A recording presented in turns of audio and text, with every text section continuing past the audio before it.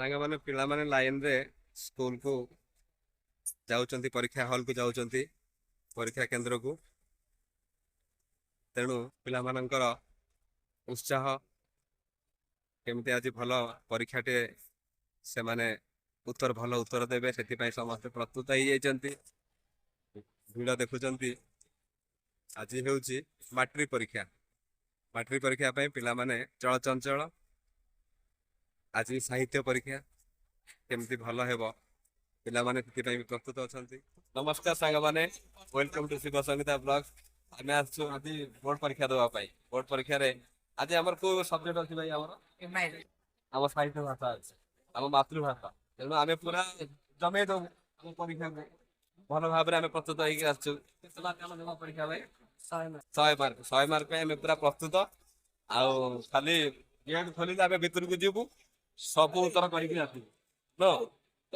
ବହୁତ ଖୁସି ଅଛନ୍ତି ଆଜି ଆମ ମାତୃଭାଷା ପରୀକ୍ଷା ପାଇଁ। ଆମେ ବହୁତ ଖୁସି ଅଛୁ, କାରଣ ଆମ ନିଜ ଭାଷା। ଆମେ ରାତି ପାହିଲେ ଆମେ ଆମ ଭାଷାକୁ ଆରମ୍ଭ କରିଥାଉ। ତେଣୁ ସାଙ୍ଗମାନେ ବହୁତ ଖୁସି ଅଛନ୍ତି ପିଲାମାନେ ପରୀକ୍ଷା କେନ୍ଦ୍ରକୁ ଯିବା ପାଇଁ, ପରୀକ୍ଷା ଦେବେ। ଆଉ ଭାଇ କଣ ରାତିରେ ପଢୁନ? ମନ ଦେଇକି ପାଠ ପଢୁଛ? କଣ ସକାଳେ ଖାଇକି ଆସିଛ? କେକ୍ ଖାଇଛ? ଆଉ କଣ ଏତେ ସମୟ ରହିହବ? ଆମର ନା 9ଟାରେ ପରୀକ୍ଷା ହବ, 9ଟା 11ଟା, ତାପରେ ଯାଇ ଘରକୁ ଯିବୁ। କୋଉ ସ୍କୁଲରୁ ଆସିଛ ଭାଇ? SN high school Patia. ଆଚ୍ଛା ଭାଇ, ଆମ ସହିତ ମିଶିଲେ, ବହୁତ କଥା ବି ଆମକୁ କହିଲେ। ଆମେ ବହୁତ ଖୁସି ଅଛୁ ପରୀକ୍ଷା ପାଇଁ। ଆଉ ଇଏ ହଉଛି ଆମ ଜୀବନର ଶ୍ରେଷ୍ଠ ପରୀକ୍ଷା। ଯଦି ଆମେ ଏଠୁ ଭଲ କରିବା, ତାପରେ ଆମେ ଆଗକୁ ଆହୁରି ବି ଭଲ କରିବା। ନିଶ୍ଚିତ ଭାଇ ଆଶା ରଖିଛନ୍ତି। କଳସ ବସେଇଛ ତ? ମୁଣ୍ଡିଆ ମାରିଛ?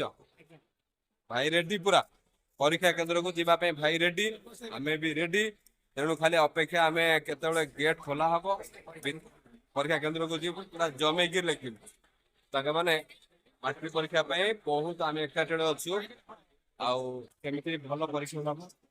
ପୁଣି କେବେ ପରୀକ୍ଷା ଅଛି? 23ରେ ଅଛି। 23ରେ କଣ ଇଂଲିଶ ଅଛି? ହଁ, ଆମର ଇଏ ହଉଛି ଫାର୍ଷ୍ଟ ଲାଙ୍ଗୁଏଜ ଓଡ଼ିଆ, SLO। ତାପରେ second language SLI, second language SLI। ତାପରେ ହଉଛି TLF, ମ୍ୟାଥ୍। ତାପରେ ଥାର୍ଡ ଲାଙ୍ଗୁଏଜ କଣ ହିନ୍ଦୀ ନେଇଛ ନା ସଂସ୍କୃତ ନେଇଛ? ହିନ୍ଦୀ। ଆଚ୍ଛା, ତାହେଲେ ଭାଇ ଆଜି ହିନ୍ଦୀ ପରୀକ୍ଷା ଦିନ ହିନ୍ଦୀ ଦେବେ। ଆଜି ସାହିତ୍ୟ ପରୀକ୍ଷା ଆମର ପରୀକ୍ଷା ଅଛି। ତେଣୁ ସାଙ୍ଗମାନେ ଦେଖୁଛନ୍ତି, ବହୁତ ମାନେ ଉତ୍ସାହ ସହିତ ଆମେ ରହିଛୁ ପରୀକ୍ଷା କେନ୍ଦ୍ର ପାଖରେ, ପରୀକ୍ଷା ଦେବୁ। ତେଣୁ ସାଙ୍ଗମାନେ ଭାଇ ପରୀକ୍ଷା ପାଇଁ ପ୍ରସ୍ତୁତ। କଣ ଆଜି ଏକ୍ଜାମ କଣ ଅଛି? ମାତୃଭାଷାର ମମତା ଯାହାକୁ ଜନ୍ମି ନାହିଁ, ତାକୁ ଯଦି ଜ୍ଞାନୀ ଗୁଣରେ ଘୂରିବା, ଜ୍ଞାନୀ ରହିବେ କାହିଁକି। ଆଉ ତାପରେ ଆଜି 7ଟାରେ ପରୀକ୍ଷା ଆରମ୍ଭ ହବ। ସରିବ କେତେବେଳେ?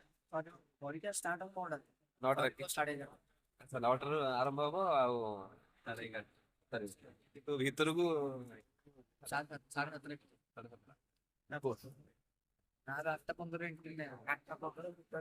କେତେବେଳେ ଏଇ ଯୋଉ ପହଞ୍ଚିଲ କେତେବେଳେ ଭାଇ?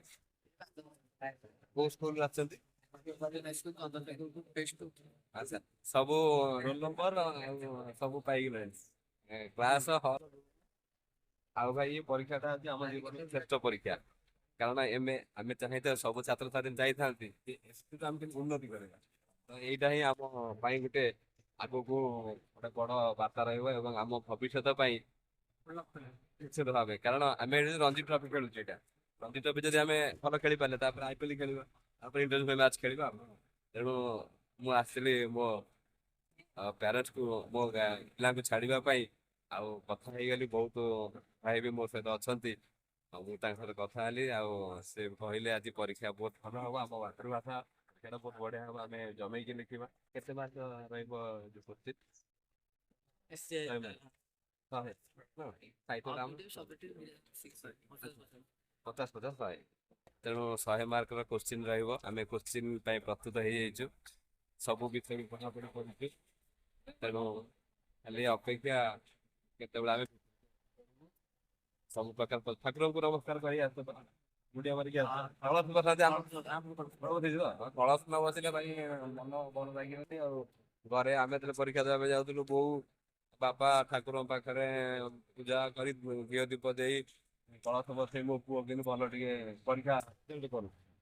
ତେଣୁ ଆମେ ଭଗବାନଙ୍କୁ ଡାକିବା ତା ସହିତ ବି ଆମେ ଚେଷ୍ଟା କରିବା। ଦି ଜଣଙ୍କର ସହଯୋଗରେ ଆମେ ସଫଳ ନିଶ୍ଚିତ ଭାବରେ ହବା। ତେଣୁ ସାଙ୍ଗମାନେ ଦେଖୁଛନ୍ତି ଆମେ ଗୋଟେ ପରୀକ୍ଷା କେନ୍ଦ୍ରରେ ଅଛୁ। ଆଉ ଆଜି ପରୀକ୍ଷା ଚାଲିଛି, ମାଟ୍ରିକ ପରୀକ୍ଷା ଆଜି ପ୍ରଥମ ଦିନ ଆମର ଆରମ୍ଭ ହୋଇଛି ନା। ଆମେ ସମସ୍ତେ ପ୍ରସ୍ତୁତ ହେଇଯାଇଛୁ ପରୀକ୍ଷା ଦେବା ପାଇଁ।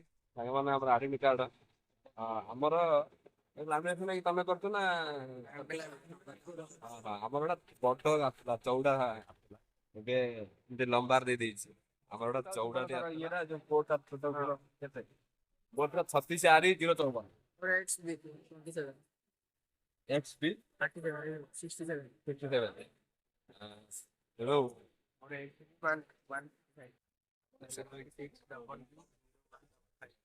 ଆଚ୍ଛା, ତେଣୁ କମ ସେ କମ ଆମର ନାଁ କଣ ଭାଇ? ରୁଦ୍ର ପ୍ରସାଦ ପ୍ରଧାନ। ରାଜା ମୋହନ। ଯେ ପ୍ରଥମ କଥା ହଉଛି ଆମର ନାଁ, ଆମ ରୋଲ ନମ୍ବର ଆଉ ଆମେ ବିଷୟ, ଏତିକି ଆମେ ଜାଣିବା ଦରକାର। ଆମେ ଯାହା ଲେଖୁଛେ ଲେଖିବା ଏଇଟା ଅଲଗା କଥା, ତ ସର୍ବପ୍ରଥମେ ଆମେ ଏତିକି ଜିନିଷ ଜାଣିବା ଦରକାର ନା। ତେଣୁ ସାଙ୍ଗମାନେ ଆମେ ପରୀକ୍ଷା କେନ୍ଦ୍ରରେ ଅଛୁ। ଆଉ ପରୀକ୍ଷା ଆରମ୍ଭ ହେବ 9ଟାରୁ ଆରମ୍ଭ, 9ଟାରୁ 11:30, 9ଟାରୁ 10ଟା, 10ଟାରୁ 11ଟା, ଅଢେଇ ଘଣ୍ଟା ପରୀକ୍ଷା ରହିବ। 100 ମାର୍କର କୋଶ୍ଚିନ୍ ଆନ୍ସର, କିନ୍ତୁ ଭିତରକୁ 7:30ରେ ଏଣ୍ଟ୍ରି କରିବେ। ତାପରେ ସେଠୁ ଫଲ ଫଲ ସଜାସଜି କରିବେ, ସେଠି ଯାଇକି ପୁଣି ବସିବେ। ଆଉ ତେଣୁ ଆମେ ସମସ୍ତେ ପ୍ରସ୍ତୁତ। ସରକାରୀ ବିଦ୍ୟାଳୟର ଚାଲିଛି ମାଟ୍ରିକ ପରୀକ୍ଷା। ମାଟ୍ରିକ ପରୀକ୍ଷାରେ ସମସ୍ତେ ଏକ୍ସାଇଟେଡ ଅଛନ୍ତି, ଛାତ୍ରଛାତ୍ରୀ ମାନେ ସମସ୍ତେ ଏକ୍ସାଇଟେଡ ଅଛନ୍ତି। ଭଲ ପରୀକ୍ଷା କେମିତି ହେବ ଆମେ ଅଛୁ। ଆଉ ରେଣ୍ଟାଲ ସ୍କୁଲ ରାଜଧାନୀ ଭୁବନେଶ୍ୱର ପାଖରେ ଅଛି। ପରୀକ୍ଷା ପାଇଁ ପିଲାମାନେ ସମସ୍ତେ ପ୍ରସ୍ତୁତ ବି ହେଇଛନ୍ତି। ଏଠି କଣ ଏକ୍ଜାମ ହବ, ମନ ଭିତରେ ଉତ୍କଣ୍ଠା ବି ବଢୁଛି। ନିଶ୍ଚିତ ଭାବରେ ଆମେ ବହୁତ ଖୁସି ଅଛୁ ମାଟ୍ରିକ ପରୀକ୍ଷାକୁ ନେଇକି। ସାଙ୍ଗମାନେ ପିଲା ବହୁତ ଏକ୍ସାଇଟେଡ ଅଛନ୍ତି ମାଟ୍ରିକ ଏକ୍ଜାମ ଦେବା ପାଇଁ।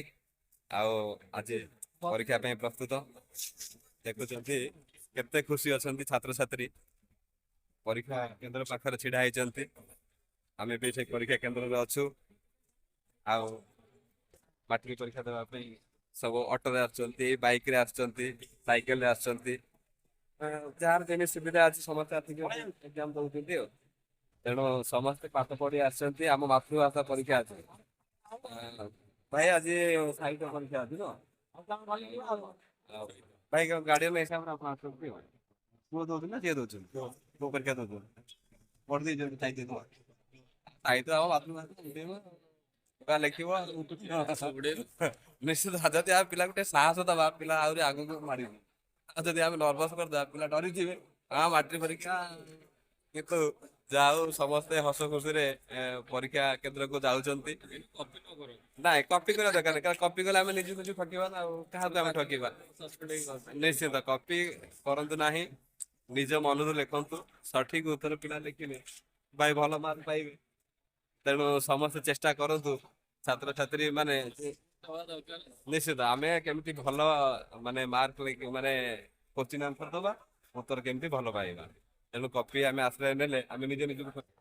ତେଣୁ ଆମ ଭବିଷ୍ୟତ ହଉଛି, ଆମେ ଭବିଷ୍ୟତ ଗଢିବା ପାଇଁ ଆମେ କପି କରିବାନି। ହଁ, କାରଣ ସବୁ ରାସ୍ତା ତ ହେଇଯାଉଛି ନା। ତେଣୁ ସାଙ୍ଗମାନେ ପରୀକ୍ଷା ଆଜି ଜମିବ। ଆମ ମାତୃଭାଷାର ପରୀକ୍ଷା, ସାହିତ୍ୟ ଭାଷା। ତେଣୁ ପିଲାମାନେ ଉତ୍କଣ୍ଠା ସହିତ ଚାହିଁ ରହିଛନ୍ତି କେତେବେଳେ ହଲ ଭିତରକୁ ପ୍ରବେଶ କରିବେ। ଛାତ୍ରଛାତ୍ରୀ ବହୁତ ଖୁସି ଅଛନ୍ତି, ପରୀକ୍ଷା ଦେବା ପାଇଁ ଏକ୍ସାଇଟେଡ ବି ଅଛନ୍ତି। ସବୁ ଲେଖା ହେଇଛି, ତାଙ୍କ ପରୀକ୍ଷାର ନିୟମ କାନୁନ ବି ଅଛି। ତେଣୁ ବହୁତ ଖୁସି ଅଛନ୍ତି ପିଲାମାନେ। ପିଲାମାନଙ୍କୁ ଆଶୀର୍ବାଦ କରନ୍ତୁ, ପିଲାମାନେ ଭଲ ପରୀକ୍ଷା କରନ୍ତୁ, ଭଲ ପରୀକ୍ଷା ଦିଅନ୍ତୁ। ଜୟ ଜଗନ୍ନାଥ ସାଙ୍ଗମାନେ। ଭିଡ଼ିଓଟି କେମିତି ଲାଗିଲା ଶେଷ ପର୍ଯ୍ୟନ୍ତ ଦେଖନ୍ତୁ, ଲାଇକ୍ କରନ୍ତୁ, ସେୟାର କରନ୍ତୁ, କମେଣ୍ଟ କରନ୍ତୁ। ଜୟ ଜଗନ୍ନାଥ ସାଙ୍ଗମାନେ।